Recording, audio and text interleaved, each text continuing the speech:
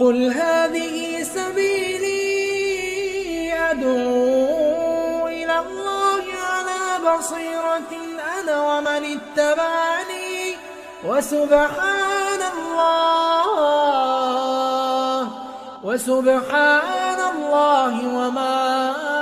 أنا من المشركين. الحمد لله رب العالمين ولا عدوان إلا على الظالمين والصلاة والسلام على أشرف الأنبياء والمرسلين محمد وعلى آله الطيبين الطاهرين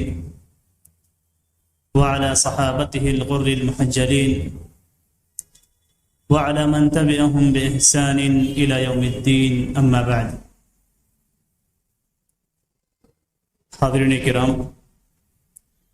سب سے پہلے میں اللہ تبارک و تعالیٰ کا شکر ادا کروں گا جس کی توفیق و عنایت سے مجھے اس کتاب کے درس کو ڈالنے کی توفیق ملی. اللہ تبارک و تعالیٰ کا اس عنایت پہ بے پایاں شکر ہے. پھر اس درس کا اہتمام کرنے والے منتظمین کا شکر گزار ہوں گا، اس لیے کہ حدیث نبوی کے مطابق جو شخص سے لوگوں کا شکریہ ادا نہیں کرتا وہ اللہ عز و جل کا شکریہ ادا نہیں کرتا. میں ان کا شکر گزار ہوں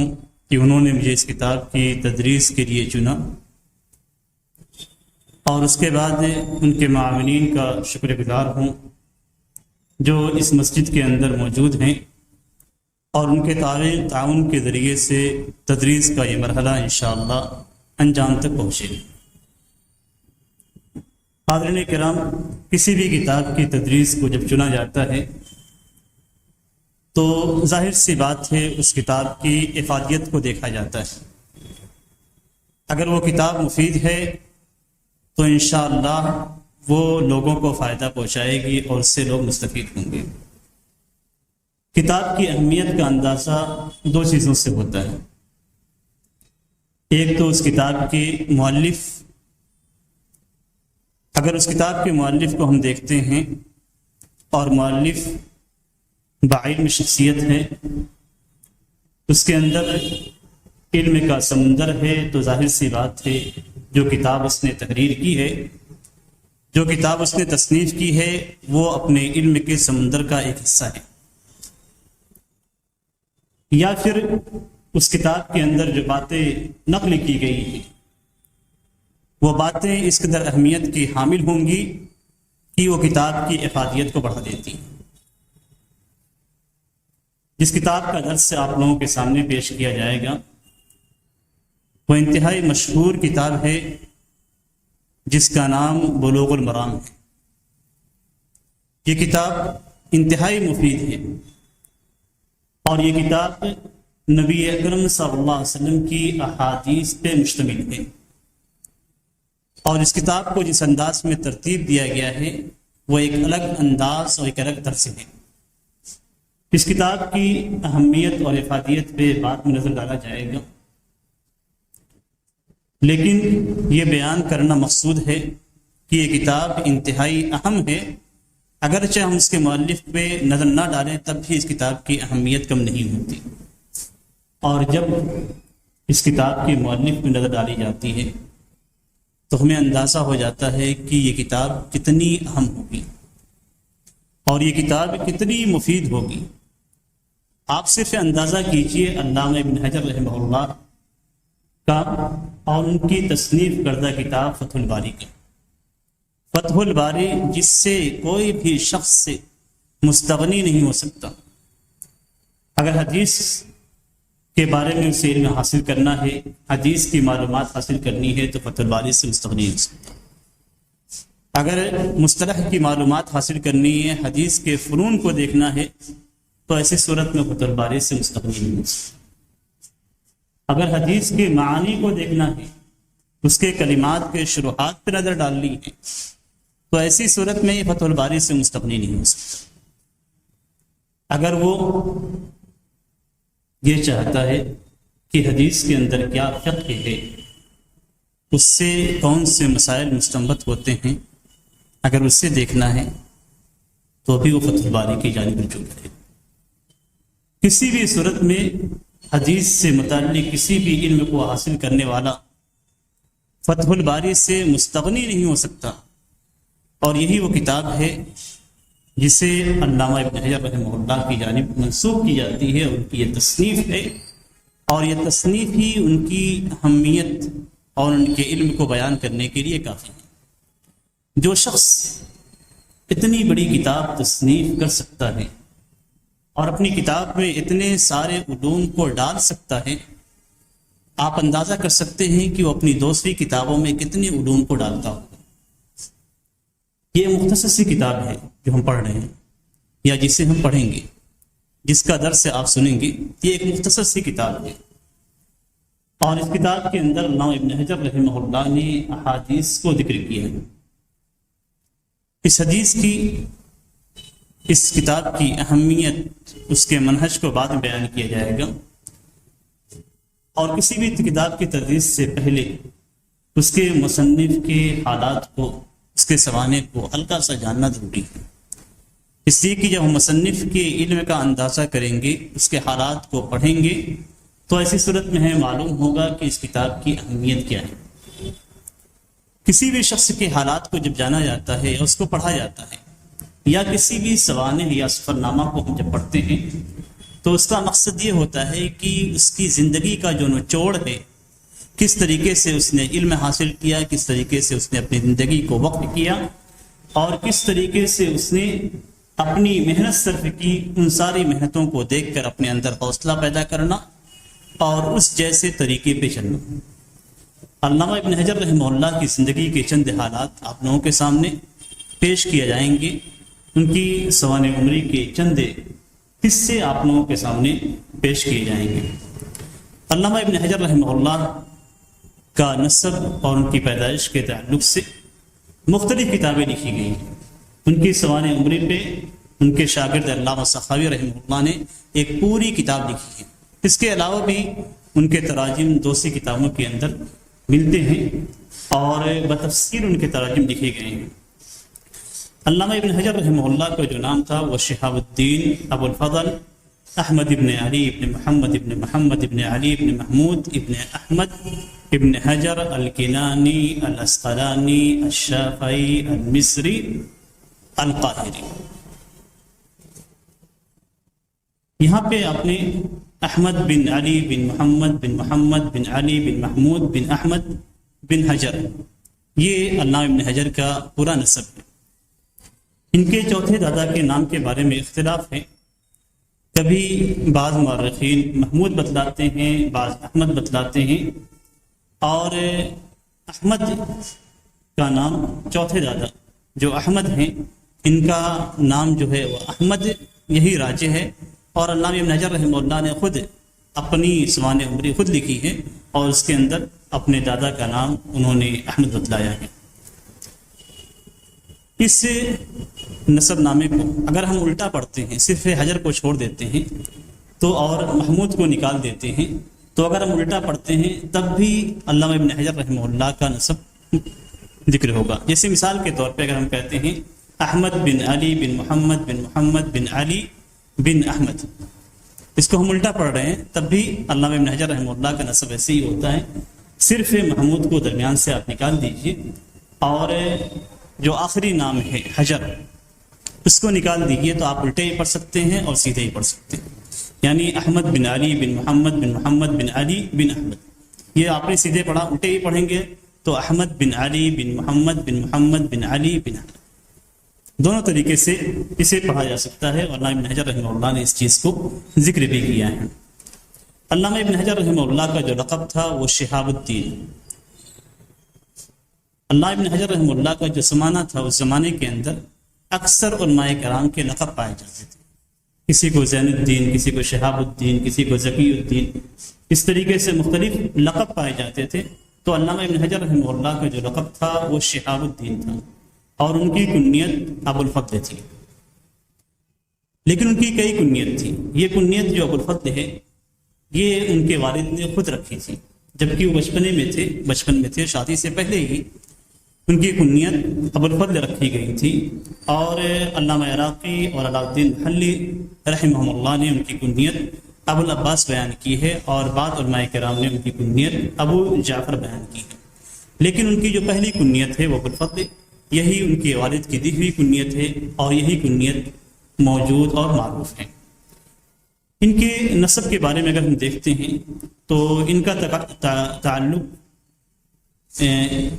میں ہم کہتے ہیں کنانی اور اسقلانی، دو چیزیں ہم ذکر کرتے ہیں، الکنانی والاسقلانی۔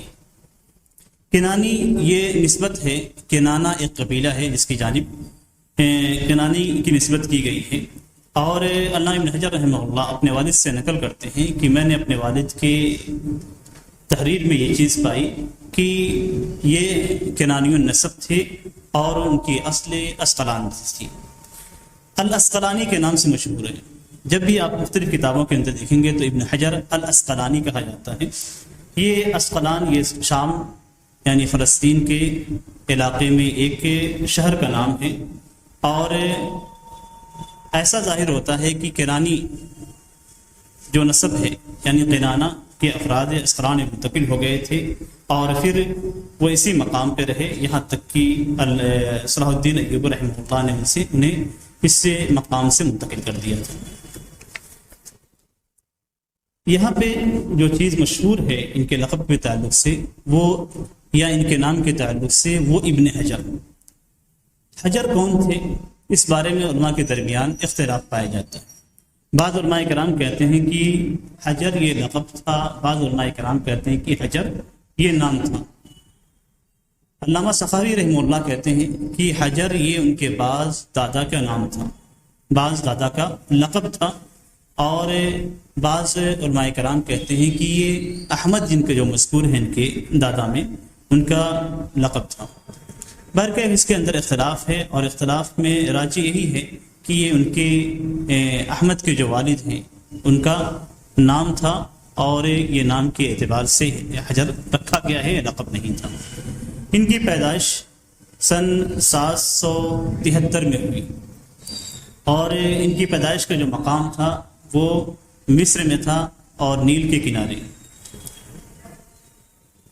ان کی پیدائش کی تاریخ کے بارے میں علماء کرام کے درمیان اختلاف پایا جاتا ہے۔ بعض علماء کرام کہتے ہیں کہ ان کی پیدائش 12 شعبان کو ہوئی تھی، اور بعض علماء کرام یہ ذکر کرتے ہیں کہ ان کی پیدائش 13 شعبان کو ہوئی تھی، اور بعض علماء کرام جن میں علامہ سخاوی رحمہ اللہ بھی ہیں وہ یہ کہتے ہیں کہ ان کی پیدائش 23 شعبان کو ہوئی تھی۔ علامہ شوکانی رحمہ اللہ نے جب علامہ ابن حجر رحمہ اللہ کی سوانح حیات کو ذکر کیا ہے تو انہوں نے 2 شعبان ذکر کیا ہے، لیکن یہ چیز بعید نظر آتی ہے، اور جو ان کے شاگردوں نے لکھی ہے وہ چیز زیادہ قریب نظر آتی ہے، اس لیے کہ علامہ شوکانی رحمہ اللہ کا زمانہ بہت متاخر تھا، اور علامہ سخاوی رحمہ اللہ علامہ ابن حجر رحمہ اللہ کے شاگرد تھے۔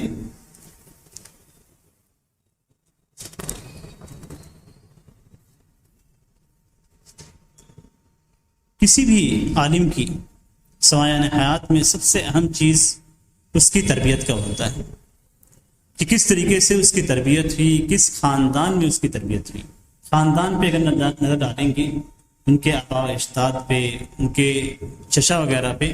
تو اس صورت میں معلوم ہو جائے گا کہ اس شخص کا خانوادہ کیسا تھا اور اس خانوادے کا کیسا اثر تھا اس کی تربیت پہ۔ علامہ ابن حجر رحمہ اللہ کی تربیت ان کے خانوادے میں ہوئی، لیکن علامہ ابن حجر رحمہ اللہ یتیم رہے، اور اس کی وجہ یہ کیا تھی کہ ان کے والد کا انتقال رجب سن 777 میں ہو گیا، جبکہ ان کی پیدائش جو ذکر کی جاتی ہے وہ 12 شعبان یا 13 شعبان یا 23 شعبان 773 میں، یعنی جب ان کی عمر 4 سال کی تھی تو اس وقت ان کا انتقال ہو گیا، ان کے والد کا انتقال ہو گیا، اور اس سے پہلے جب وہ اس سے کم عمر تھے اسی وقت ان کی ماں کا بھی انتقال ہو گیا۔ علامہ ابن حجر رحمہ اللہ کہتے ہیں کہ میرے والد نے مجھے چھوڑ دیا، یعنی مجھے چھوڑ کر چلے گئے، اور میری عمر 4 سال مکمل نہیں ہوئی تھی، اور مجھے اپنے والد کا خیال آتا ہے، لیکن میں اچھی طریقے سے ان کی باتوں کو، ان کی شکل کو اور ان کے اوصاف کو یاد نہیں کر پا رہا ہوں، لیکن مجھے یہ بات یاد ہے کہ میرے والد نے میرا نام احمد رکھا اور میری کنیت ابو الفضل ہے، یہ انہوں نے بیان کیا. یعنی انہوں نے یہ کہا تھا کہ میرے والد نے کہا کہ میرے بیٹے کا نام احمد ہے اور اس کی کنیت ابو الفضل ہے. ظاہر سی بات ہے جب یہ دونوں انتقال کر گئے تو اس کے بعد کفالت کی ذمہ داری کسی سونپی جاتی. کفالت کے لیے ان کے والد نے 2 شخصیت کا نام لیا. ایک شخصیت ذکی الدین ابو بکر بن نور الدین علی الخروبی تھی، جو کہ بہت بڑے تاجر تھے اور ان کے پاس بہت زیادہ مال تھا، بلکہ وہ سارے تاجروں کے رئیس تھے، یعنی ہیڈ تھے.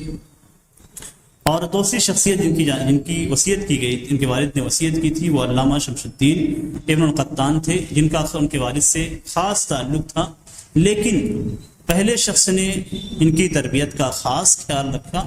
جبکہ علامہ شمس الدین ابن قطان کے تعلق سے علامہ ابن حجر رحمہ اللہ خود ذکر کرتے ہیں کہ انہوں نے میری تربیت کا خاص خیال نہیں رکھا. اور اس خاص خیال میں کیا تھا، چونکہ یہ علامہ تھے، عالم تھے، اس لیے ان کے اوپر جو ذمہ داری بنتی تھی وہ یہ کہ علامہ ابن حجر رحمہ اللہ کی دینی تربیت کرتے اور انہیں مدارس کی جانب یا مکتب کی جانب روانہ کرتے اور انہیں کتابیں یاد کراتے اور ان کے تدریس، ان کے درس کا اہتمام کرتے، ان کے پڑھنے کا اہتمام کرتے. لیکن علامہ ابن حجر رحمہ اللہ کہتے ہیں کہ ان کا خاص تعلق میرے والد سے تھا اور میرے والد نے ان کو وصیت کی، لیکن ان کا جو تصرف تھا وہ بہتر اور محمود نہیں تھا.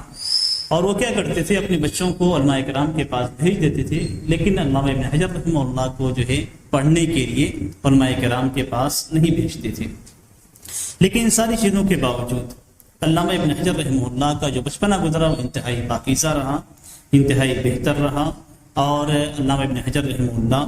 کی اچھی تربیت ذکی الدین ابی بکر بن نور الدین علی الخروبی نے اچھے انداز میں کی اور ان کی برابر تربیت کرتے رہے، یہاں تک کہ خروبی کا انتقال سن 787 میں ہو گیا. علامہ ابن حجر رحمہ اللہ مکتب میں کب داخل ہوئے؟ آج ہمارے یہاں KG اور LKG کا اہتمام کیا جاتا ہے، لیکن علماء کرام کی اگر سوانح کو پڑھیں، اور یہ چیز سے ہمارے ایک شیخ نے بھی ذکر کی کہ بچوں کو بہت چھوٹی سی عمر سے بچوں کو بھیجنا نہیں چاہیے. بچوں کو پڑھنے کے لیے بہت چھوٹی عمر سے نہیں بھیجنا چاہیے، اس لیے کہ اس کا کوئی خاص فائدہ نہیں ہوتا. خاص فائدہ اس لیے نہیں ہوتا ہے کہ جو چیزیں آپ 4 سال کی عمر میں بچے کو سکھاتے ہیں، وہ بچہ 7 سال یا 6 سال کی عمر میں باتیں خود بخود سیکھ جائے گا. اور 4 سال کی عمر یا 5 سال کی عمر بچے کی ایسی نہیں ہوتی کہ اسے کوئی ذمہ داری دی جائے. اگر وہ مثال کے طور پہ چند رنگوں کو جاننا سیکھ جاتا ہے، پہچاننا سیکھ جاتا ہے، یا چند باتیں اچھی طریقے سے بولنا جان جاتا ہے، تو وہ 2 سال کے بعد بھی وہ باتیں اچھی طریقے سے بولنا سیکھ جائے گا اور بغیر کسی محنت کے سیکھ جائے گا. یعنی گھر کے اندر ہی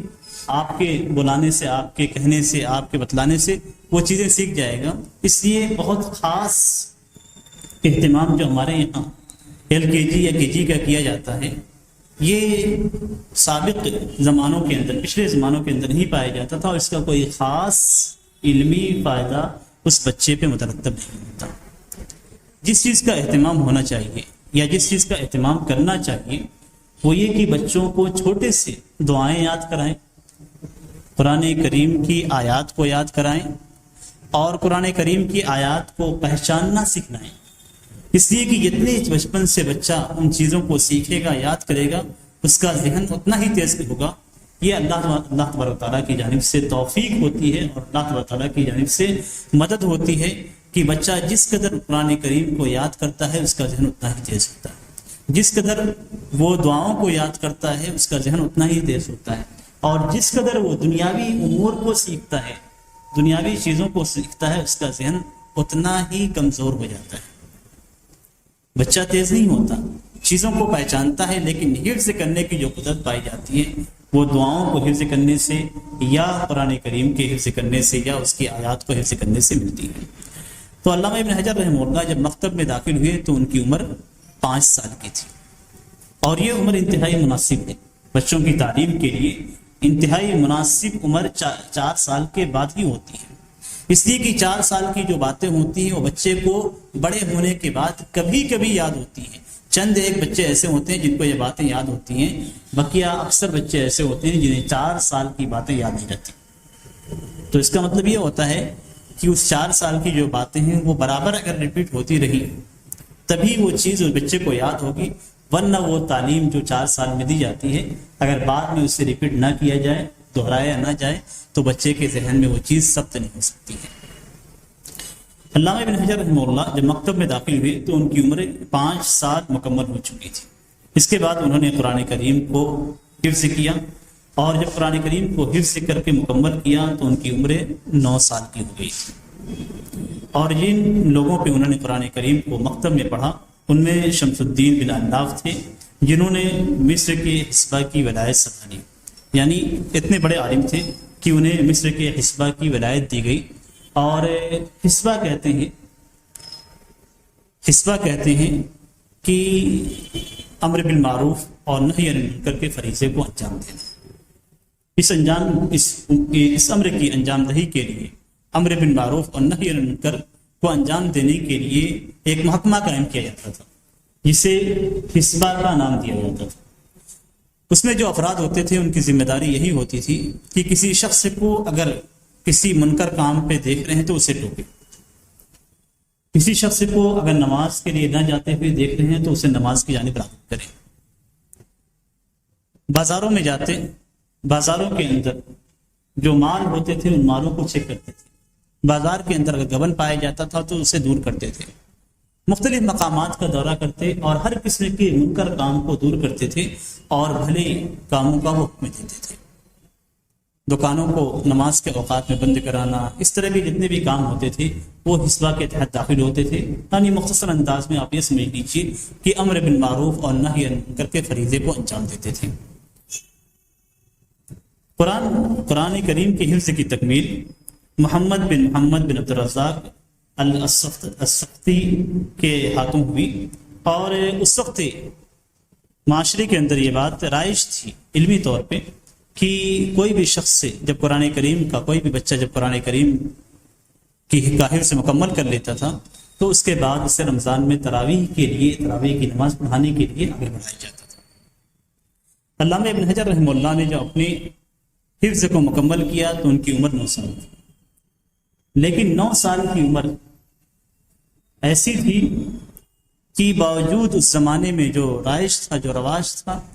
کہ کوئی بھی شخص اگر حفظ قرآن مکمل کر لیتا ہے تو اسے امامت کے لیے مقدم کیا جاتا تھا اور وہ رمضان میں تراویح کی نماز پڑھاتا تھا، لیکن اس کے باوجود ایک فقہی مسئلہ ایسا اٹک گیا تھا کہ اس اٹکنے کی وجہ سے علامہ ابن حجر رحمہ اللہ کو روک دیا گیا۔ فقہی مسئلہ کیا تھا؟ آج ہمارے یہاں بھی فقہی مسئلہ پایا جاتا ہے کہ کوئی بھی بچہ اگر بلوغت تک نہیں پہنچائے تو وہ امامت کے لائق نہیں ہے۔ جو بچہ بالغ نہیں ہوا ہے وہ امامت کے لائق نہیں، غیر بالغ کی امامت جائز نہیں ہے۔ یہی وہ مسئلہ تھا جس نے علامہ ابن حجر رحمہ اللہ کو امامت سے روکے رکھا۔ حفظ مکمل ہو چکا تھا لیکن اس کے باوجود تراویح کی نماز پڑھانے کا موقع انہیں نہیں ملا، اس لیے کہ جو بچہ بالغ نہیں ہوا اس بچے کو امامت کرانے کا حق حاصل نہیں ہے۔ یہ ایک فقہی مسئلہ ہے، حالانکہ حدیث کی روح سے اگر ہم دیکھتے ہیں تو حدیث کے اندر ہمیں یہ پتہ چلتا ہے کہ وہ بچہ جو بلوغت کی حد تک نہیں پہنچا ہے اور وہ قرآن کریم کا حافظ ہے یا قرآن کریم کے بعض اجزاء کا حافظ ہے تو ایسی صورت میں وہ نماز کی امامت کرا سکتا ہے۔ خود نبی اکرم صلی اللہ علیہ وسلم نے جو حکم دیا ہے وہ یہ کہ قرآن کا سب سے زیادہ پڑھنے والا، سب سے زیادہ حافظ، یہ امامت کا سب سے زیادہ حقدار ہے۔ اور نبی اکرم صلی اللہ علیہ وسلم کے زمانے میں خود حضرت عمرو بن سلمہ، جو کہ جن کے بارے میں آتا ہے کہ وہ 7 سال کے تھے یا 8 سال کے تھے، وہ لوگوں کی امامت کراتے تھے، اس لیے کہ قرآن کریم کے سب سے زیادہ حافظ تھے، سب سے زیادہ حافظ اپنی قوم میں تھے، اور وہ امامت کراتے تھے۔ اور امامت کے درمیان حدیث کے اندر آتا ہے کہ وہ امامت کراتے تھے، اور بسا اوقات کپڑے چھوٹے ہوتے تھے اس لیے ان کی شرمگاہ ظاہر ہو جاتی تھی، یعنی جب سجدے میں جاتے تھے اور سجدے سے اٹھتے تھے تو شرمگاہ ان کی ظاہر ہو جاتی تھی، یہاں تک کہ ان کی قوم کی عورتوں نے کہا کہ اپنے امام کی شرمگاہ کو ہم سے چھپاؤ، پھر ان کے لیے کپڑا مہیا کیا گیا۔ تو یہ حدیث کے اندر ہے، یہ فقہی مسئلہ ایک الگ چیز ہے، جو مذاہب کے اندر پایا جاتا ہے، مسالک کے اندر پایا جاتا ہے، ایک الگ چیز ہے، لیکن اسی مذہب کی بنیاد پہ انہیں امامت سے روک دیا گیا اور اس فریضے سے وہ رکے رہے، یہاں تک کہ وہ اپنے جب 12 سال کی عمر ہوئی تو اس کے بعد وہ امامت کے لائق ہوئے، اس لیے کہ 12 سال کی عمر وہ عمر قرار دی جاتی تھی جس میں بلوغت کے پائے جانے کا احتمال تھا۔ سن 783 میں دوبارہ دور میں مشغول ہو گئے اور سن 785 میں علامہ ابن حجر رحمہ اللہ نے اپنی عمر کے 12 سال مکمل کی، لیکن اللہ تبارک و تعالیٰ کا کرنا دیکھی، ایک طرف اپنے ملک کے اندر، اپنے شہر کے اندر وہ امامت سے روک دیے گئے، دوسری طرف ان کے جو وصی تھے جن کے بارے میں ان کے والد نے وصیت کی تھی کہ ان کی نگرانی میں ان کی تربیت ہوگی، جو ذکی الدین الخروبی تھے، وہ اس سال انہیں لے کر مکہ گئے، جس سال ان کی عمر 12 سال مکمل ہوئی اس سال انہیں لے کر عمرے کے لیے گئے، اور وہاں پہ انہوں نے رمضان کا مہینہ پایا اور مسجد حرام میں لوگوں کی امامت کرائی۔ اس سے آپ اندازہ کر سکتے ہیں کہ اللہ تبارک و تعالیٰ جب کسی کو نوازتا ہے تو کس قدر نوازتا ہے۔ بسا اوقات ہمیں بعض چیزوں سے جب روک دیا جاتا ہے تو ہمارے دل کے اندر تکلیف ہوتی ہے، ہمیں دلی تکلیف پہنچتی ہے، خاص طور سے جب کسی دینی کام سے روک دیا جاتا ہے، کسی دینی امر سے ہمیں روک دیا جاتا ہے تو ہمارے دل کے اندر تکلیف پہنچتی ہے کہ میں ایک اچھا کام کرنے جا رہا تھا تو مجھے اس کام سے روک دیا گیا، لیکن اللہ تبارک و تعالیٰ اس کام کے عوض میں ہمیں اس سے کہیں بہتر چیز عطا کرتا ہے۔ بسا اوقات ہمیں شعور ہوتا ہے اور بسا اوقات ہمیں شعور بھی نہیں ہوتا کہ اللہ تبارک و تعالیٰ نے مجھے اس کام کے بدلے جس سے مجھے روک دیا گیا تھا اس کے بدلے مجھے اللہ تبارک و تعالیٰ نے کتنا نوازا ہے۔ تو علامہ ابن حجر رحمہ اللہ کو اللہ تبارک و تعالیٰ نے 12 سال کی عمر ہونے کے بعد مسجد حرام میں تراویح کی نماز کی امامت سے نوازا۔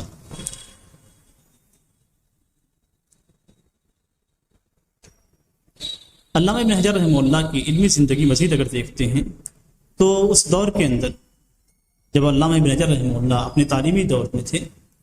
تو اس وقت عام طور سے جو تعلیمی مستویٰ تھا اور جو تعلیمی رواج تھا وہ یہ کہ جو طلباء ہوتے تھے ان کو چھوٹی چھوٹی کتابیں حفظ کرنے کے لیے دیا جاتا تھا، وہ چھوٹی چھوٹی کتابیں یاد کرتے تھے اور یاد کرنے کے بعد اپنے مشائخ کو سناتے تھے،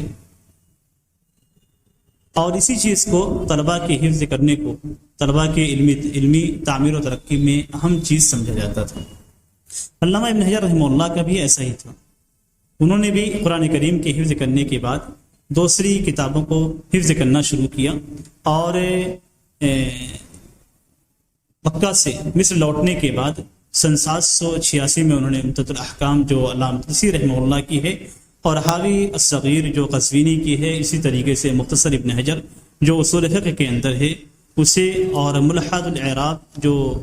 علامہ حروی رحمہ اللہ کی ہے، اور اسی طریقے سے منہج الاصول جو بیضاوی کی ہے، الفیۃ العراقی اور الفیۃ ابن مالک و تنبیہ فی فروع الشافعیہ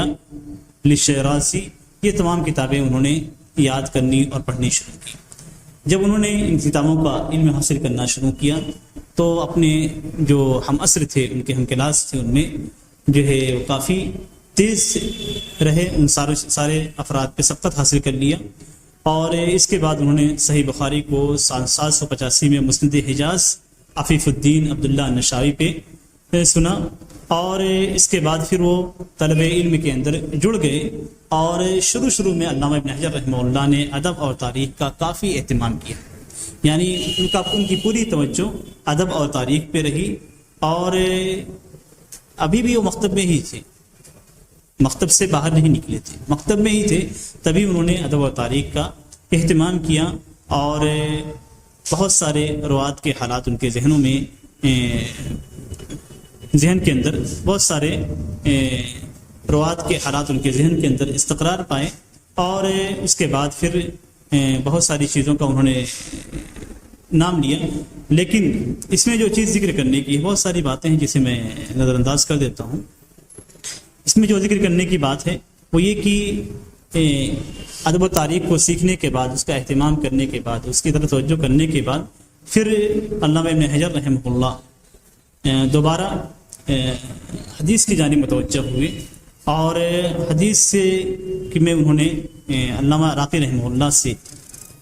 علم حاصل کیا، اور تقریباً 10 سال تک جو ہے علامہ عراقی رحمہ اللہ کے ساتھ رہے.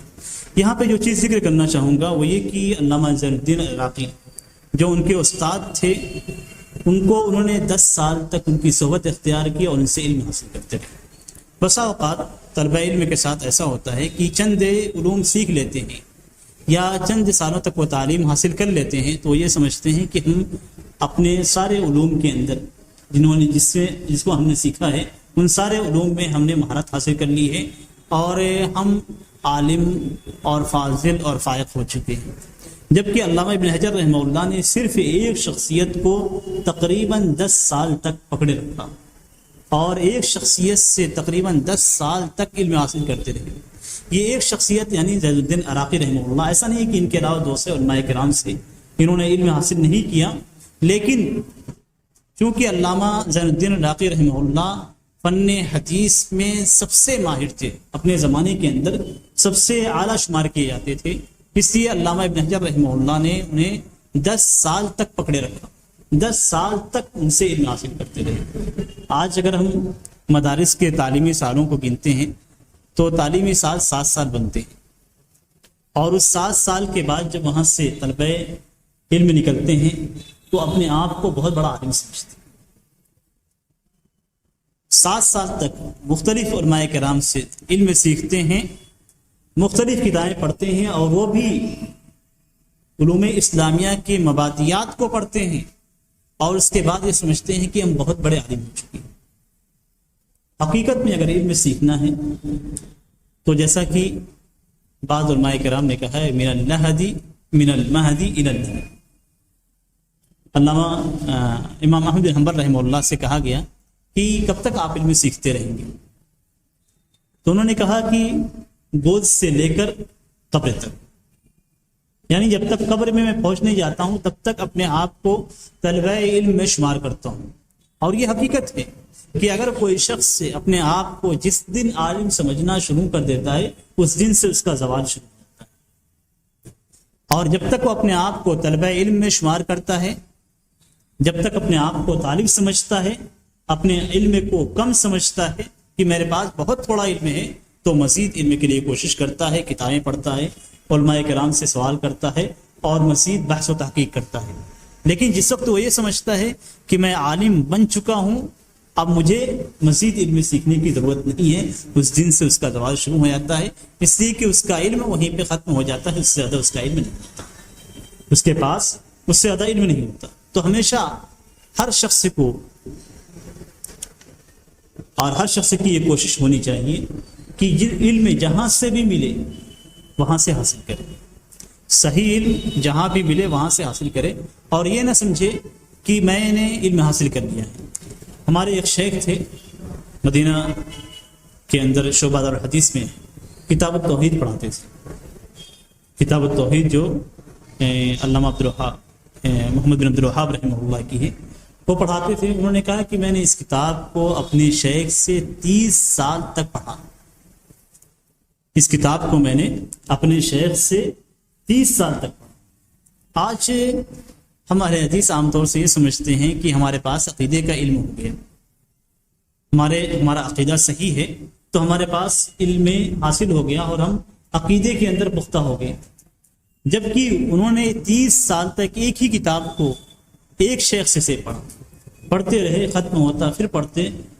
پھر ختم کتاب ہوتی تو پھر پڑھتے. اس طریقے سے 30 سال تک ایک ہی کتاب انہوں نے ایک عالم سے پڑھی. تو علم اس طریقے سے سیکھا جاتا ہے.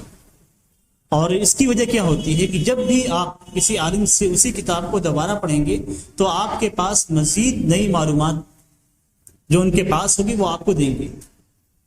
کوئی بھی کتاب جو آپ دوسری بار پڑھیں گے تو اس کے پاس یہی چیز پرانی آیات کے تعلق سے، اگر آپ نے تفسیر پڑھ لی ہے یا جس کے پاس سے عربی زبان کا علم ہے، جس کے پاس سے آیات کو سمجھنے کا ہنر ہے، وہ شخص جب بھی اس آیت کو پڑھتا ہے، ایک ہی آیت کو اگر وہ 10 بار پڑھتا ہے تو 10 نئے نقاط اس کے سامنے آتے ہیں۔ تو علم ایسی چیز ہے، خاص طور سے کتاب و سنت کا علم، قرآن اور حدیث کا علم، کہ جتنی بار آپ اسے پڑھیں گے آپ ایک نئی چیز اس کے اندر پائیں گے، اور اس سے متعلقہ کتابیں جتنی بھی آپ پڑھیں گے، ہر کتاب کے اندر کوئی نہ کوئی آپ کو نئی بات ملے۔ اسی طریقے سے جو دروس آپ سنتے ہیں، اگرچہ دروس سے ایک ہی کتاب کے اندر کیوں نہ ہو، لیکن ہر بار آپ کو نئی چیز ملے گی۔ تو علامہ ابن حجر رحمہ اللہ نے زین الدین عراقی رحمہ اللہ کو 10 سال تک پکڑے رکھا اور ان کی مصاحبت اختیار کی، اور ان سے علم حدیث کو سند، متن، علل اور مصطلح یہ سارے فنون سے انہوں نے سیکھے۔ علامہ ابن حجر رحمہ اللہ کا جو خاندان تھا، یہ خاندان تجارت میں مشغول تھا اور علم میں بھی مصروف تھا۔ علمی خاندان بھی تھا اور تجارتی خاندان بھی تھا۔ علامہ ابن حجر رحمہ اللہ کے والد کے چچا فخر الدین عثمان بن محمد، جو ابن البزاز کے نام سے مشہور تھے اور انہیں ابن حجر بھی کہا جاتا تھا، وہ انہوں نے اسکندریہ کے اندر انہوں نے سکونت اختیار کی اور وہ افتاء کے رئیس تھے۔ اور چونکہ علامہ ابن حجر رحمہ اللہ کا جو مذہب تھا، جو مسلک تھا، وہ شافعی مسلک سے تعلق رکھتے تھے، چونکہ ان کے آباء و اجداد بھی اسی مسلک سے متصف تھے۔ لیکن یہاں پہ ایک بات ذکر کرنا مناسب سمجھوں گا، وہ یہ کہ نسبت، شافعی نسبت، اکثر آپ دیکھیں گے شافعی نسبت یا حنفی نسبت یا حنبلی نسبت یا اسی طریقے سے مالکی نسبت، اکثر کتابوں کے مصنفین کے نام کے ساتھ یہ بات جڑی رہتی ہے، لیکن اس کا مطلب یہ نہیں ہوتا کہ وہ شخص مجتہد نہیں ہے۔ یہ ایک ایسی نسبت ہوتی ہے جو شرف کی نسبت ہوتی ہے، جس پہ آدمی فخر محسوس کرتا ہے، یا خاندان اسی نسبت سے منسوب تھا، اس لیے آنے والا جو عالم بھی اسی جانب اپنی نسبت کرتا ہے۔ جیسے علامہ ابن حجر رحمہ اللہ نے اپنی نسبت امام شافعی رحمہ اللہ کی طرف کی، ان کو شافعی اور مسلک کہا جاتا ہے، لیکن اگر ان کے علم کو دیکھیں تو یہ مجتہد ہے، اس لیے کہ انہوں نے علامہ ابن حجر رحمہ اللہ، امام شافعی رحمہ اللہ کے مسلک کو اگرچہ نسبت کے طور پہ اختیار کیا ہے، لیکن حقیقت میں تحقیق کے بعد جو چیز راجح نظر آتی تھی اسی چیز کو لیتے تھے، چاہے امام شافعی رحمہ اللہ کے مسلک کے مطابق ہو یا امام شافعی رحمہ اللہ کے مسلک کے مخالف ہو۔ حقیقت یہی ہے کہ پرانے علماء کرام اگرچہ اپنی نسبت ائمہ کی جانب کرتے تھے، ائمہ اربعہ کی جانب کرتے تھے، لیکن اس کے باوجود ان کے اندر یہ چیز، خاص طور سے علماء کرام کے اندر یہ چیز پائی جاتی تھی کہ اگر حق بات ان کے سامنے آ گئی تو چاہے وہ کسی بھی مسلک سے متعلق ہو اسے وہ لے لیتے تھے، اور جو بات حق نہیں ہوتی تھی اگرچہ وہ اپنے مسلک کے اندر کیوں نہ ہو اسے چھوڑ دیتے تھے۔ علامہ ابن حجر رحمہ اللہ کا تعلق بھی شافعی، ان کے خاندان کا تعلق بھی شافعی مسلک سے تھا، اور ان کے جو والد کے چچا تھے وہ بھی شافعی مسلک کے مطابق جو ہے فتویٰ دیا کرتے تھے۔ علامہ ابن حجر رحمہ اللہ کے جو دادا تھے وہ قطب الدین محمد بن علی، یہ تاجر آدمی تھے، اور تاجر ہونے کے باوجود بہت سارے علماء کرام سے انہوں نے سند اجازت حاصل کی۔ سند اجازت کہتے ہیں کسی عالم کی جو روایت ہوتی ہے اسے اس کی اجازت طلب کرنا۔ پچھلے زمانے میں یہ ہوتا تھا اور محدثین کے اندر یہ چیز پائی جاتی تھی، اور آج بھی یہ چیز علماء کرام کے درمیان پائی جاتی ہے، لیکن عوام کے درمیان یہ چیز معروف نہیں ہے۔ جس طریقے سے ہمیں کسی بھی تعلیمی مرحلے کو مکمل کرنے کے بعد سرٹیفکیٹ ملتی ہے، اسی طریقے سے بعض علماء کرام کے پاس سے سند موجود ہے کہ کس نے کس سے روایت کی، اور یہ سند متصل ہوتی ہے نبی اکرم صلی اللہ علیہ وسلم تک۔ جس طریقے سے ہم بخاری اور مسلم اور دوسری کتب حدیث کے اندر امام بخاری رحمہ اللہ کی سند نبی اکرم صلی اللہ علیہ وسلم تک دیکھتے ہیں، اسی طریقے سے امام بخاری رحمہ اللہ کے جو تلامذہ ہیں، جو ان کے شاگرد ہیں، پھر ان کے جو شاگرد ہیں، پھر ان کے جو شاگرد ہیں، یہاں تک کہ اس زمانے میں جو شاگرد پائے جاتے ہیں، جو افراد پائے جاتے ہیں، جو علماء کرام ہیں، ان کے پاس سند موجود ہے، اور اسی سند کی اجازت دیتے ہیں آپ کو کہ آپ مجھ سے ان احادیث کی کتابوں کو روایت کر سکتے ہیں۔ مثال کے طور پہ میں نے اپنے والد رحمہ اللہ سے صحیح بخاری پڑھی اور امام موطا رحمہ اللہ امام موطا میں نے پڑھی. یہ دونوں کتابیں میرے والد رحمہ اللہ اپنے شیخ سے روایت کرتے ہیں جو شیخ الحدیث عبد اللہ الرحمانی رحمہ اللہ ہیں, اور وہ اپنے شیخ سے اپنے شیخ سے اپنے شیخ سے یہاں تک کہ وہ سند متصل ہو جاتی ہے امام بخاری سے ہوتے ہوئے نبی اکرم صلی اللہ علیہ وسلم تک. تو یہ سند اجازہ ہوتی ہے. تو ان کے جو چچا تھے انہوں نے بہت سارے علماء کرام سے تاجر ہونے کے باوجود بہت سارے علماء کرام سے انہوں نے سند اجازت حاصل کی, اور ان کی کئی اولاد تھی جن میں کمال الدین, مجد الدین, تقی الدین, اور ان میں سب سے چھوٹے ولی الدین تھے, پھر نور الدین جو ابن حجر رحمہ اللہ کے والد ہیں. اور اگر نور الدین جو ان کے والد ہیں, ان کی سیرت کو اگر ہم دیکھتے ہیں تو ہمیں بھی یہ ملتا ہے کہ یہ تجارت کے ساتھ ساتھ درس کا بھی اہتمام کرتے تھے اور علم بھی سیکھتے تھے. امام شافعی رحمہ اللہ کے مذہب کے مطابق انہوں نے فقہ حاصل کی, اور حاوی الصغیر کو انہوں نے یاد کیا, اور محمد بن عقیل رحمہ اللہ سے انہوں نے فقہ حاصل کی. اور اس کے ساتھ ساتھ ان کا اہتمام جو ہے ادب کا بھی تھا, اشعار بھی یہ کہتے تھے, اور ادب کے اندر ان کا بڑا مقام تھا. ابن حجر رحمہ اللہ اپنے والد کے تعلق سے کہتے ہیں کہ انہوں نے حدیث کا اہتمام نہیں کیا. ان کے اشعار بہت زیادہ تھے اور لوگوں میں عام تھے. عقل و دینداری اور امانت داری اور مکارم اخلاق سے متصف تھے. انہوں نے نیک لوگوں کی صحبت اختیار کی, اور علامہ ابن قطان, ابن عقیل اور ولی الدین عراقی رحمہ اللہ نے بھی ان کے والد کی مدح اور تعریف کی ہے. ان کے والد کی جو پیدائش تھی وہ تقریباً 777 رجب کے اندر ہوئی تھی, اور ان کی علامہ ابن حجر رحمہ اللہ کی والدہ ہیں, ان کا نام تجار بن فخر ابی بکر شمس محمد بن ابراہیم الزفتاوی تھے, جو صلاح الدین احمد الزفتاوی الکارمی کی بہن تھی.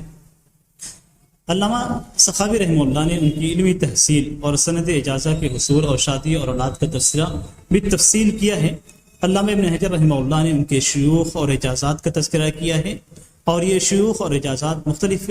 مقامات سے متعلق ہیں جنہیں مکہ, دمشق, بالبک اور مصر شامل ہیں. یعنی کہنے کا مقصود یہ ہے علامہ ابن حجر رحمہ اللہ اور علامہ سخاوی رحمہ اللہ نے جو باتیں ذکر کی ہیں ان سے یہ بات پتہ چلتی ہے کہ ان کی والدہ نے علم حدیث حاصل کی, اور مختلف شیوخ سے انہوں نے حدیث اور فقہ اور دوسری چیزوں کا علم حاصل کیا, اور یہ علم انہوں نے مکہ کے اندر, دمشق کے اندر, بالبک کے اندر اور مصر کے اندر حاصل کیا. علامہ ابن حجر رحمہ اللہ نے 25 سال کی عمر میں شادی کی, اور انہوں نے انس بنت قاضی کریم الدین عبد الکریم بن عبد العزیز سے شادی کی, جن سے ان کی کئی اولاد ہوئی, اور یہ ان اولادوں میں ان کی کوئی ساری کی ساری بیٹیاں رہیں, صرف ایک بیٹا رہا, اور وہ بیٹا بھی بچپن میں انتقال کر گیا. ان کی جو اہلیہ تھی وہ بھی علم میں معروف تھی, عالمہ تھی, اور انہوں نے بہت سارے علماء کرام سے سند اجازت حاصل کی. علامہ ابن حجر رحمہ اللہ انہیں لے کر خود بہت ساری محفلوں میں حاضر ہوتے تھے اور اپنے مشائخ سے اجازہ حاصل کرتے تھے.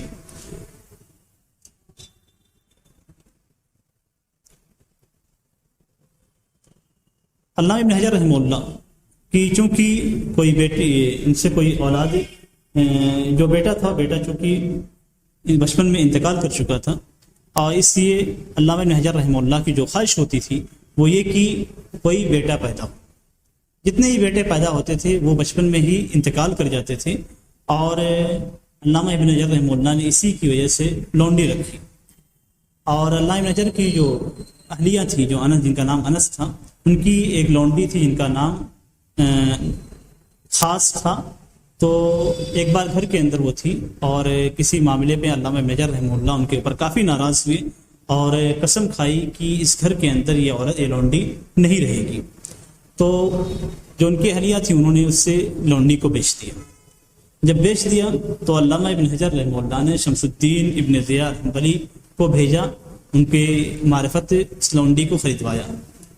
پہلے وکالہ کے طریقے سے, وکالہ کہتے ہیں کسی کو آپ وکیل بنا دیں کہ میری جانب سے فلاں چیز کو آپ خرید لینا. تو انہوں نے علامہ ابن حجر رحمہ اللہ نے شمس الدین بن ضیاء حنبلی کو بھیجا. اور یہاں پہ جو چیز ذکر کرنی ہے وہ یہ کہ علماء کرام کے درمیان مسلک کا اختلاف نہیں رہتا تھا. علامہ ابن حجر رحمہ اللہ کس کو بھیجتے ہیں؟ شمس الدین ابن ضیاء حنبلی، جو کہ حنبلی مسلک سے متعلق ہے، ان کو بھیجتے ہیں کہ وہ اس لونڈی کو جن کے تعلق سے انہوں نے قسم کھایا تھا کہ اس گھر کے اندر نہیں رہے گی، اور ان کی اہلیہ نے اسے بیچنے کے لیے باہر بھیج دیا تھا تاکہ اسے بیچ دیا جائے۔ علامہ ابن حجر رحمہ اللہ ایک شخص کو بھیجتے ہیں اور جو حنبلی مسلک سے متعلق ہے، جو عالم ہے، شمس الدین بن ضیاء کو بھی جا کر اس لونڈی کو میرے لیے خرید، اس لونڈی کو انہوں نے خریدا، پھر اسی لونڈی سے انہوں نے ایک دوسرے مقام پہ لے جا کر شادی کی۔ خریدنے کے بعد اپنی ہی لونڈی سے آزاد کرنے کے بعد اسے ایک دوسرے مقام پہ جو ان کے گھر سے کافی دور تھا وہاں پہ لے جا کر ان سے شادی کی، اور اس شادی کے بعد ایک بچہ پیدا ہوا جو علامہ ابن حجر رحمہ اللہ کا واحد بچہ تھا، جس کا لقب انہوں نے بدر الدین رکھا تھا، اور اس کی پیدائش 18 صفر سن 815 میں ہوئی۔ پیدائش ہوئی اس گھر میں جہاں پہ انہوں نے رکھا تھا، لیکن عقیقہ کہاں رکھا گیا؟ عقیقہ اپنی اہلیہ کے گھر میں رکھا۔ اہلیہ کو پتہ نہیں، دعوت رکھی گئی، لوگ جمع ہوئے، عقیقہ ہوا، لیکن اہلیہ کو پتہ نہیں ہے کہ عقیقہ ہو رہا ہے۔ اہلیہ کو پتہ نہیں ہے کہ عقیقہ ہو رہا ہے، اور اپنے گھر میں ہی انہوں نے عقیقہ کیا، لیکن ان کے اہلیہ کو پتہ نہیں چلا۔ اور معلوم کب ہوا؟ جب بچہ 2 سال کی عمر کو پہنچ گیا، اس وقت ان کی اہلیہ کو پتہ چلا کہ علامہ ابن حجر رحمہ اللہ نے اپنی ہی لونڈی سے ایک شادی کی ہے اور دوسرے مقام پہ اسے رکھا ہے۔ جب انہیں علم ہوا تو وہ اس مقام پہ گئی، انہیں لے کے اپنے گھر میں لائیں، اور لانے کے بعد ایک مقام پہ اپنے گھر کے ایک حصے میں انہوں نے اسے چھپا دیا۔ اس کے بعد جب علامہ ابن حجر رحمہ اللہ گھر پہ آئے تو ان کی اہلیہ نے ان سے سوال و جواب شروع کیا۔ علامہ ابن حجر رحمہ اللہ نے نہ اعتراف کیا اور نہ ہی انکار کیا، انہوں نے جھوٹ نہیں بولا کہ میں نے شادی نہیں کی، اور نہ ہی انہوں نے شادی کا اقرار کیا۔ انہوں نے یعنی اس طرح کی بات کہی کہ آدمی سمجھ نہ سکے کہ حقیقت کیا ہے۔ اس کے بعد انہوں نے کیا کیا، ان کی اہلیہ نے اس لونڈی کو جن سے انہوں نے شادی کی باہر نکالا،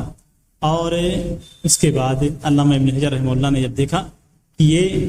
معاملہ ہے تو خاموش رہ گئے، اور انہوں نے عذر پیش کی کہ مجھے بچے کی خواہش تھی، اس لیے میں نے اس سے لڑکی سے شادی کی۔ اس کے بعد آپ غیرت دیکھیے عورتوں کی۔ اس کے بعد ان کی جو اہلیہ تھی، پہلی اہلیہ، انہوں نے بددعا دی کہ کوئی عالم لڑکا اس بدن سے پیدا نہ ہو، کوئی عالم لڑکا اس بدن سے پیدا نہ ہو۔ یہ بات علامہ ابن حجر رحمہ اللہ کو بہت تکلیف پہنچی اس بات سے، اور انہیں اس بددعا سے خوف ہوا، اس لیے کہ وہ مستجاب دعوت تھی، ان کی دعائیں قبول ہوتی تھی، اور انہوں نے علامہ ابن حجر رحمہ اللہ نے اس سے کہا کہ آپ نے میرے دل کو جلا دیا، یعنی ایسی بات کہی کہ میرا دل جل اٹھا۔ علامہ ابن حجر رحمہ اللہ کی وفات کے بعد علامہ الدین بلقاوی نے ان کی بیوی سے شادی کی پیشکش کی، لیکن انہوں نے انکار کر دیا اور پھر شادی نہیں ہوئی۔ علامہ ابن حجر رحمہ اللہ نے تیسری شادی زین الدین ابو بکر المشاتی کی بیوہ سے کی، اور چوتھی شادی علامہ ابن حجر رحمہ اللہ نے لیلہ بنت محمود بن طوعان حلبیہ سے کی۔ اور جہاں تک کہ ان کے اولاد کا تعلق ہے تو علامہ ابن حجر رحمہ اللہ کی 5 اولاد تھی، اور 5 بیٹیاں تھیں اور 1 بیٹا تھا۔ بیٹیوں کے نام زین خاتون، فرحہ، عالیہ، رابعہ، فاطمہ تھا، اور بیٹے کا نام بدر الدین محمد تھا۔ زین خاتون جو ان کی پہلی اولاد تھی، یہ علامہ ابن حجر رحمہ اللہ ان کا خاص خیال کرتے تھے۔ پیدائش والے سال اور اس کے بعد ہی انہیں لے کر مختلف علماء کرام سے انہوں نے سند اجازت حاصل کی، اور علامہ اپنے شیوخ علامہ عراقی، علامہ حسمی کے سامنے حاضر کیا، ان سے سماع لیا، اور علامہ ابن خطیب رحمہ اللہ کے گھر میں انہیں سماع حدیث کے لیے پیش کیا۔ دوسری جو اولاد تھی فرحہ، یہ سن 804 میں پیدا ہوئی، اور ان کے لیے بھی علامہ ابن حجر رحمہ اللہ نے سند اجازت طلب کی۔ اور دوسری چیزیں جو آپ آگے بھی محسوس کریں گے وہ یہ کہ علامہ ابن حجر رحمہ اللہ اس بات کا خاص اہتمام کرتے تھے کہ اپنے اولاد کے لیے سند اجازت طلب کریں، اور اس زمانے میں اس چیز کا خاص اہتمام کیا جاتا تھا کہ سند کی جو احادیث کی جو سندیں ہیں اس کے لیے مختلف علماء کرام سے اجازت طلب کی جاتی تھی، اجازہ لیا جاتا تھا اور ان سے سند حاصل کی جاتی تھی۔ تیسری جو بیٹی تھی وہ عالیہ تھی، وہ سن 807 میں پیدا ہوئی، اور ان کے لیے بھی علامہ ابن حجر رحمہ اللہ نے مختلف علماء کرام سے سند اجازت حاصل کی۔ چوتھی بیٹی تھی رابعہ، پانچویں بیٹی تھی رابعہ، جن کی پیدائش 811 میں ہوئی، اور انہیں بھی لے کر مختلف علماء کرام سے علامہ ابن حجر رحمہ اللہ نے سماع کیا اور ان سے اجازت حاصل کی۔ ان کے جو لڑکے تھے بدر الدین ابو المعالی محمد، ان کا علامہ ابن حجر رحمہ اللہ خاص خیال کرتے تھے، اور ان کی تعلیم اور ان کی تہذیب کا خاص اہتمام کرتے تھے۔ قرآن انہیں حفظ کرایا، انہوں نے لوگوں کی امامت کرائی، اور ان کے لیے علامہ ابن حجر رحمہ اللہ نے وہ کتاب لکھی جس کی تدریس آپ لوگوں کے سامنے، جس کا درس آپ لوگوں کے سامنے ڈالا جائے۔ بلوغ المرام من ادلۃ الاحکام، یہ علامہ ابن حجر رحمہ اللہ نے خاص اپنے اس بیٹے کے لیے لکھی تھی، ان کا اکلوتا بیٹا تھا، اس کے لیے علامہ ابن حجر رحمہ اللہ نے بلوغ المرام من ادلۃ الاحکام لکھی، لیکن انہوں نے صرف چند حصے کو ہی یاد کیا، اور اپنے والد کی بہت ساری محفلوں میں یہ شریک رہے، اور بہت ساری احادیث انہوں نے اپنے والد سے سنی، اور قضاء اور اوقاف کے کاموں میں اپنے والد کے معاون کے طور پہ کام کیا، جن کی وجہ سے ان کے والد یعنی علامہ ابن حجر رحمہ اللہ کی محبت ان سے بہت زیادہ ہو گئی۔ اپنے والد کے حیات میں ہی مختلف مناصب پہ یہ فائز ہوئے، جن میں حسنیہ کے اندر حدیث کی تدریس تھی، اور جامع طولون میں امامت کا فریضہ انہوں نے انجام دی۔ ان کے تعلق سے بعض علماء کرام نے جو ہے کچھ ایسے الفاظ لکھے ہیں جن سے یہ ظاہر ہوتا ہے کہ ان کی اخلاق درست نہیں تھے، ان کے اخلاق بہتر نہیں تھے، لیکن ان پہ علامہ سخاوی رحمہ اللہ نے رد کیا ہے، اور بظاہر ایسا لگتا ہے کہ جو باتیں ان کی جانب منسوب کی گئی ہیں یہ باتیں درست نہیں، اس لیے کہ ان کی جانب پہ بعض چیزیں منسوب کی گئی جن کی وجہ سے ان کے بیٹے کو قید کیا گیا، اور پھر وہ ساری باتیں غلط ثابت ہوئی، اور اس وجہ سے علامہ ابن حجر رحمہ اللہ نے اس پہ ایک کتاب بھی لکھی جن کا نام انہوں نے لکھا ردع المجرم عن سب المسلم۔ یہ کتاب علامہ ابن حجر رحمہ اللہ نے اپنے بیٹے کے قید سے نکلنے کے بعد اس کتاب کی تالیف انہوں نے کی، اور اس کتاب میں انہوں نے ذکر کیا کہ مسلمان کو گالی نہیں دینا چاہیے، اسے برا برا نہیں کہنا چاہیے، اور بہت ساری چیزیں انہوں نے اس میں ذکر کی۔ علامہ ابن حجر رحمہ اللہ کی اگر علمی زندگی دیکھتے ہیں اور ان کی زندگی کو دیکھتے ہیں، یعنی جو عملی زندگی ہے اسے دیکھتے ہیں، تو علامہ ابن حجر رحمہ اللہ مختلف مساجد میں انہوں نے خطابت کے فریضہ انجام دیا، جن میں سے سب سے مشہور جامع ازہر ہے، جامع امر ہے، اور اس کے علاوہ بھی ان کے یہاں طلبہ علم کا تاتا بازار رہتا تھا، اور مختلف مقامات سے بہت سارے طلاب علم ان کے پاس آتے تھے، اور ان کی شخصیت کے اندر بردباری، تواضع، صبر پایا جاتا تھا۔ عملی طور پہ بہت زیادہ روزہ رکھتے تھے اور بہت زیادہ قیام کرتے تھے۔ ان کی تعریف کے لیے ہی کافی ہے کہ یہ حدیث کے اندر مرجع کے طور پہ جانے جاتے ہیں، اور انہیں امیر المومنین کے لقب سے نوازا گیا، یعنی حدیث کے اندر امیر المومنین کے لقب سے نوازا گیا۔ علامہ ابن حجر رحمہ اللہ کو امیر المومنین کے لقب سے نوازا گیا، اور بخاری رحمہ اللہ کو بھی امیر المومنین کے لقب سے نوازا گیا۔ تو یہ دو شخصیتیں ہیں، یعنی بخاری اور ان کی شرح کرنے والے سب سے مشہور شخصیت، دونوں کو امیر المومنین کے لقب سے نوازا گیا۔ ان کے شیوخ کی اگر ہم تعداد دیکھتے ہیں تو شیوخ کی تعداد بہت زیادہ ہے جن سے انہوں نے علم حاصل کیا۔ ان کی تعداد بعض علماء کرام 450 تک پہنچاتے ہیں، یعنی 450 سے عالموں سے انہوں نے علم حاصل کیا، اور بعض مورخین لکھتے ہیں کہ ان کے شیوخ کی تعداد 600 تک ہے، یعنی 600 علماء کرام تھے جن سے انہوں نے علم حاصل کیا۔ آپ اس سے اندازہ لگا سکتے ہیں کہ اگر کوئی شخص 600 علماء کرام سے علم حاصل کرتا ہے تو اس کے پاس کتنا علم ہوگا۔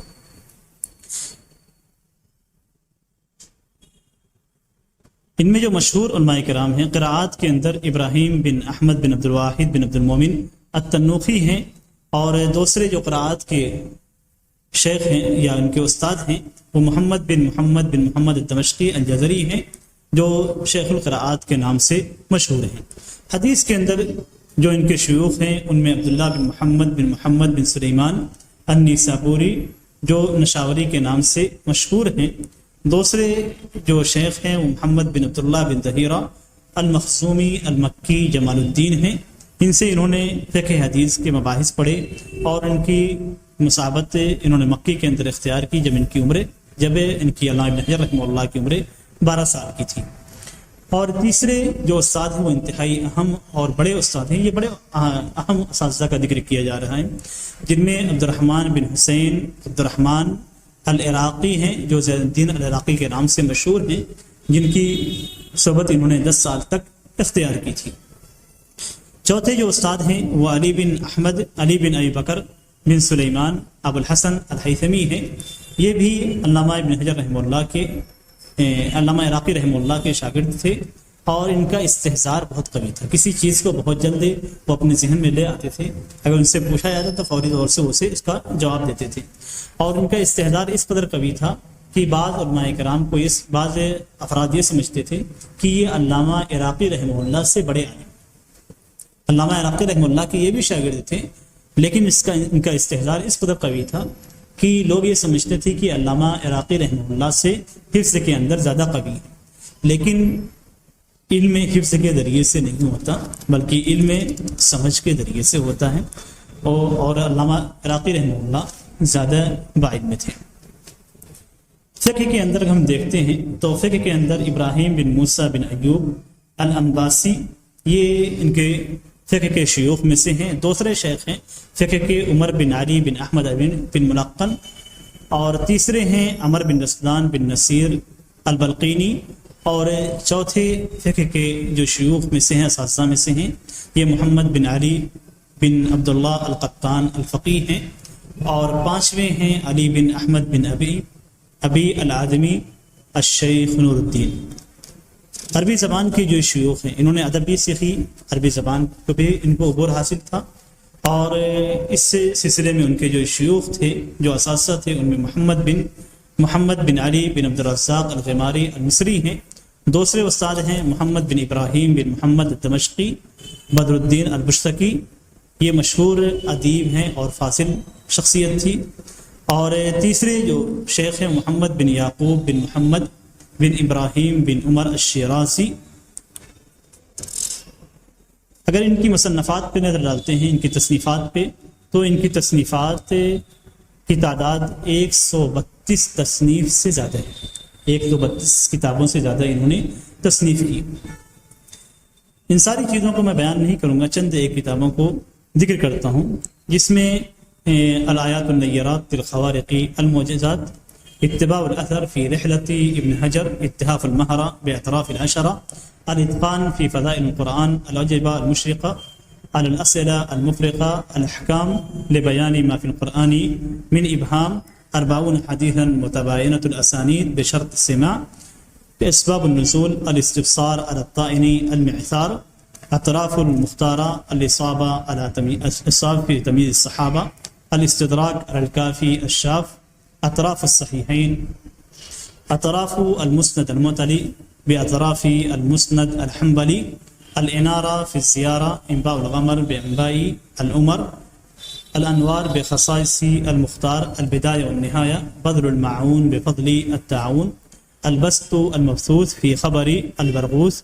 تخریج احادیث الاربعین للنووی، تخریج احادیث الاذکار للنووی، ترجمۃ النووی، تشویق الى وصل المهم من التعلیق، تصحیح الروضہ، تعجیل المنفع بروایت رجال الائمہ الاربعہ، تہذیب التہذیب، اور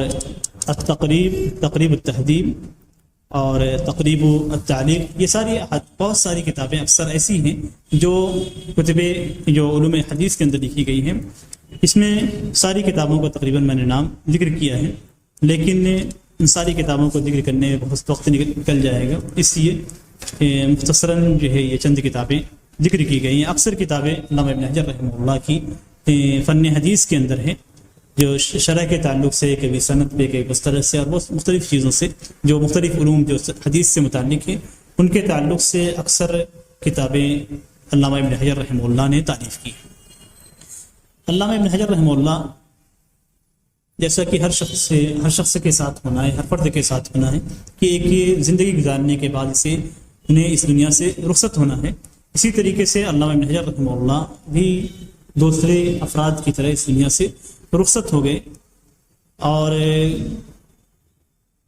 ان کی وفات ایک بیماری کے تحت ہوئی. سن 852 ذی الحجہ میں انہیں مرض لاحق ہوا، اور مرض کی وجہ سے ان کی طبیعت خراب ہوئی، اور طبیعت خراب ہونے کے ناطے وہ دھیرے دھیرے کمزور ہوتے رہے، یہاں تک کہ ایک مہینہ مرض طویل، ایک مہینے تک طویل رہا، اور اس کے بعد سن 852 کے ذی الحجہ کے وسط میں وہ انتقال کر گئے. اور ان کے انتقال کے تعلق سے بھی علماء کرام کے درمیان اختلاف ہے کہ کس دن ان کا انتقال ہوا، اور کس دن علامہ ابن حجر رحمہ اللہ کے انتقال کے تعلق سے بھی علماء کرام کے درمیان اختلاف ہے کہ کس تاریخ کو ان کا انتقال ہوا. لیکن اس بارے میں علماء کرام کا تقریباً اتفاق ہے، مورخین کا تقریباً اتفاق ہے، وہ کہ ان کی وفات ذی الحجہ سن 852 میں ہوئی. یہ مختصر سوانح حیات تھی علامہ ابن حجر رحمہ اللہ کے تعلق سے، اور ان کی شخصیت کا اندازہ آپ کر سکتے ہیں کہ ان کے تعلق سے، ان کے ترجمے کے تعلق سے، یا ان کے سوانح عمری کے تعلق سے کئی علماء کرام نے کتابیں لکھی ہیں، جن میں سب سے مشہور کتاب علامہ سخاوی رحمہ اللہ کی ہے، جو انہوں نے علامہ ابن حجر رحمہ اللہ کے ترجمے کے تعلق سے لکھی ہے. اور یہی کتاب سب سے معتمد ہے، اس لیے کہ علامہ سخاوی رحمہ اللہ علامہ ابن حجر رحمہ اللہ کے شاگرد تھے، اور ایک لمبی مدت تک انہوں نے علامہ ابن حجر رحمہ اللہ کا ساتھ دیا، ان کے ساتھ رہے، ان سے علم حاصل کی. تو یہ مختلف تعارف تھا، اور اس میں تعارف بھی ضروری تھا، اس لیے کہ کسی بھی کتاب کو پڑھنے سے پہلے اس کے مصنف کے حالات کو جاننا ضروری ہے. اللہ تبارک تعالیٰ سے دعا ہے کہ اللہ تبارک تعالیٰ ہمیں اس کتاب کے درس سے ہمیں نفع پہنچائے، اور اس کتاب کے اندر جو باتیں ہیں ان پہ عمل کرنے کی توفیق عطا فرمائے. آمین. وصلی اللہ علی نبینا محمد وعلی آلہ وصحبہ وسلم. والسلام علیکم ورحمۃ اللہ وبرکاتہ.